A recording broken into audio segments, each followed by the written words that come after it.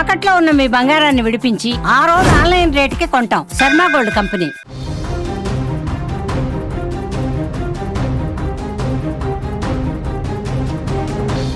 Saudi అరేబియాలో జరిగిన ఘోర రోడ్డు ప్రమాదంలో హైదరాబాద్కు చెందిన 18 మంది దుర్మరణం పాలయ్యారు. మృతులంతా మల్లేపల్లిలోని బజార్ ఘాట్ ప్రాంతానికి చెందిన వారుగా గుర్తించారు.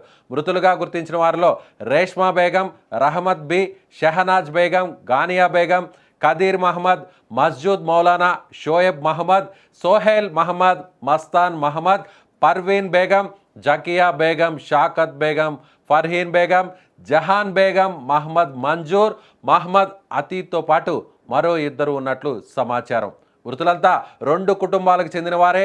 ఒకే కుటుంబానికి చెందిన 8 మంది, మరో కుటుంబానికి చెందిన 7 ఉన్నారు. 8 మందిలో మహమ్మద్ అబ్దుల్ షోయబ్ అనే యువకుడు ప్రాణాలతో బయటపడ్డాడు.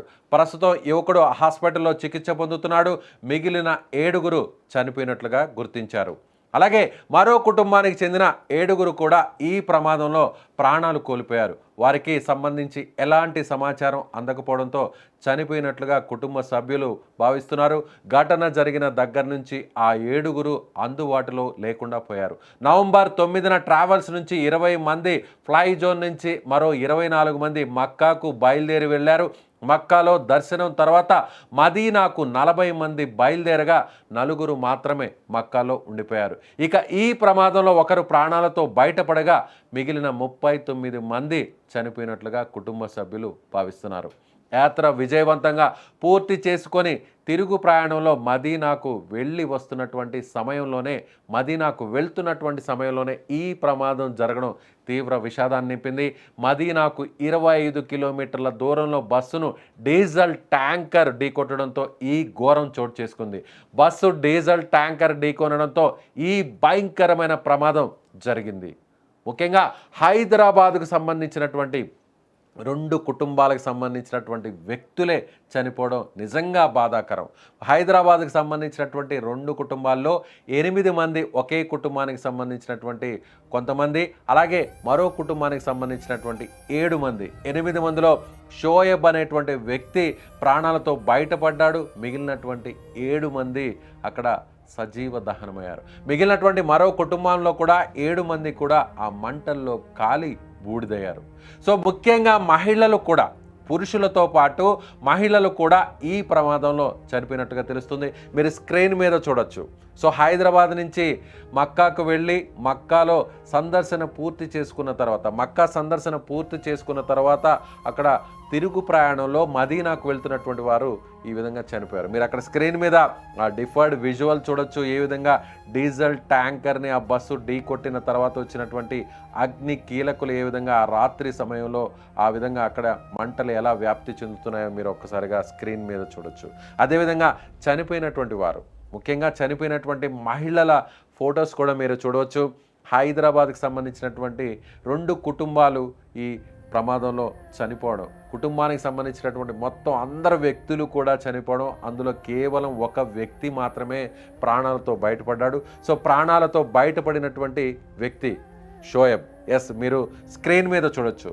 ప్రమాదంలో స్వల్ప గాయాలతో బయటపడినటువంటి షోయబ్ ఒకే కుటుంబానికి సంబంధించినటువంటి 8 మంది వెళితే అందులో షోయబ్ ఒక్కడే ప్రాణాలతో బయటపడ్డాడు. మిగిలినటువంటి 7 మంది కూడా చనిపోయారు. వీళ్ళంతా హైదరాబాద్కి సంబంధించినటువంటి మల్లేపల్లికి సంబంధించినటువంటి వ్యక్తులు. సో నిజంగా వీరందరూ కూడా ఈ నెల 9వ తారీఖున ఎంతో సంతోషంగా వెళ్ళారు. పవిత్రమైనటువంటి మక్కా మదీనా సందర్శనకు వెళ్ళినటువంటి ఈ కుటుంబాలు, 2 కుటుంబాలు కూడా ఇప్పుడు కుటుంబంలో ఉన్నటువంటి అందరినీ కోల్పోవడంతో, సర్వస్వం కోల్పోవడంతో ఇప్పుడు ఆ కుటుంబానికి సంబంధించిన వారెవ్వరు కూడా మిగలకపోవడంతో సో కుటుంబ సభ్యులు, బంధువులందరూ కూడా ఇప్పుడు శోక సముద్రంలో మునిగిపోయారు. ఓ కుటుంబానికి సంబంధించినటువంటి సమాచారం ఇప్పటి వరకు కూడా రాకపోవడంతో ఆ కుటుంబంలో ఉన్న 7 మంది కూడా చనిపోయి ఉంటారని సో ఇక్కడ ఉన్నటువంటి హైదరాబాద్లో ఉన్నటువంటి తోటి బంధువులు, సహచరులు, మిత్రులందరూ కూడా భావిస్తున్నారు. ప్రస్తుతం వారికి సంబంధించినటువంటి ఎలాంటి ఇన్ఫర్మేషన్ లేకపోవడంతో, వాళ్ళ మొబైల్స్ ఫోన్స్ పనిచేయకపోవడంతో, వాళ్ళ దగ్గర నుంచి క్షేమ సమాచారం రాకపోవడంతో వాళ్ళు కూడా చనిపోయి ఉంటారని సో ఇక్కడ ఉన్నటువంటి బంధువులు అయితే చెప్తున్నారు. సో ప్రస్తుతం బస్సులో ఉన్నటువంటి 38 మంది, సో 40 మందికి పైగా ప్రయాణిస్తున్నారు. అందులో బస్సు డ్రైవర్ షోయబ్ అనేటువంటి హైదరాబాద్కి సంబంధించినటువంటి వ్యక్తి, వీరిద్దరు మాత్రమే ప్రాణాలతో బయటపడినట్టుగా తెలుస్తోంది. సో ప్రమాదానికి గల కారణాలు పూర్తిగా తెలియాల్సినటువంటి పరిస్థితి. దీనికి సంబంధించి కూడా ఇప్పటికే విచారణ చేపట్టింది అక్కడ సౌదీ ప్రభుత్వం. సో ప్రమాదం ఏ విధంగా జరిగింది అనేటువంటి సమాచారాన్ని కూడా సీసీటీవీ ఫుటేజ్, అక్కడ ఉన్నటువంటి స్థానికులు, అలాగే బస్సు డ్రైవర్ను కూడా విచారిస్తున్నారు. ముఖ్యంగా ఇలాంటి ఘటన, సో బస్సు ప్రమాదం జరగడం, ఆ బస్సు నేరుగా డీజిల్ ట్యాంకర్ని ఎలా ఢీకొట్టింది, ముందు నుంచి వెళ్తున్నటువంటి బస్సుని ట్యాంకర్ వెనక నుంచి వచ్చి ఢీకొట్టిందా, లేదంటే ముందు వైపుగా వెళ్తున్నటువంటి డీజిల్ ట్యాంకర్ను వెనక వైపు నుంచి వస్తున్నటువంటి బస్సు ఢీకొట్టినట్టుగా ప్రస్తుతానికైతే మాత్రం సమాచారం అవుతుంది. స్క్రీన్ మీద మీరు ఆ డిఫర్డ్ విజువల్ను కూడా మీరు ఒకసారి చూడొచ్చు.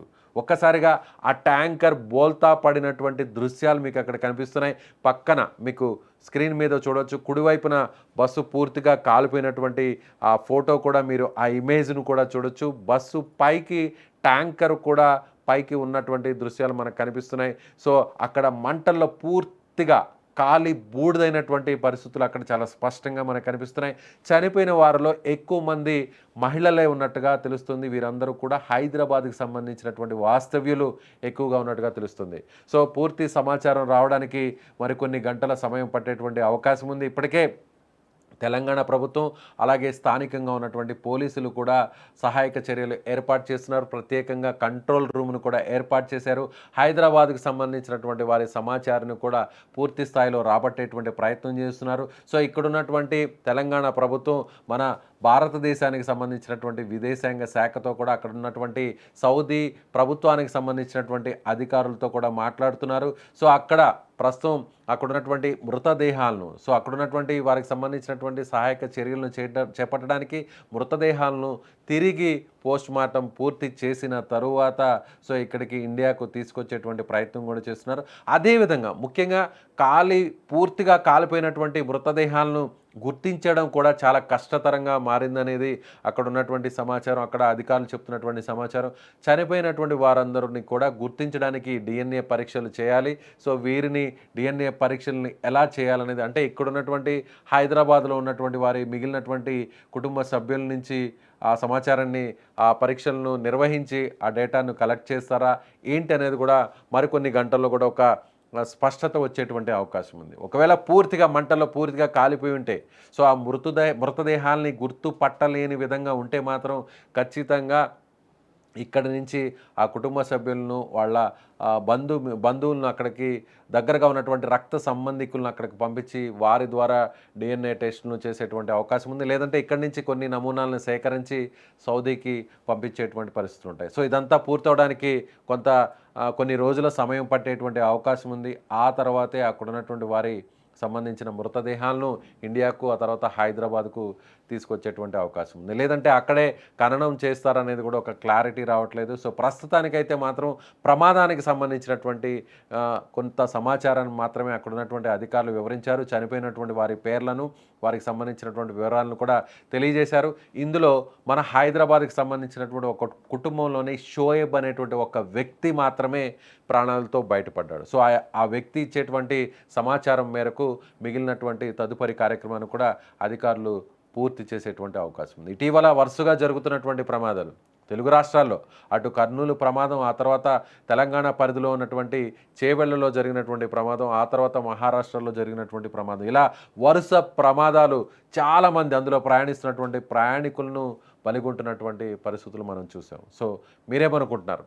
ఎంతో సంతోషంగా పవిత్రంగా వెళ్ళి అక్కడ మక్కా సందర్శనను పూర్తి చేసుకొని మదీనాకు వెళ్ళి తిరుగు ప్రయాణం కావాల్సినటువంటి వీరందరూ కూడా, ఈ రెండు కుటుంబాలు కూడా ఇలా అగ్ని కీలకల్లో, ఇలా మంటల్లో చిక్కుకొని ప్రాణాలు పోగొట్టుకోవడం నిజంగా బాధాకరం.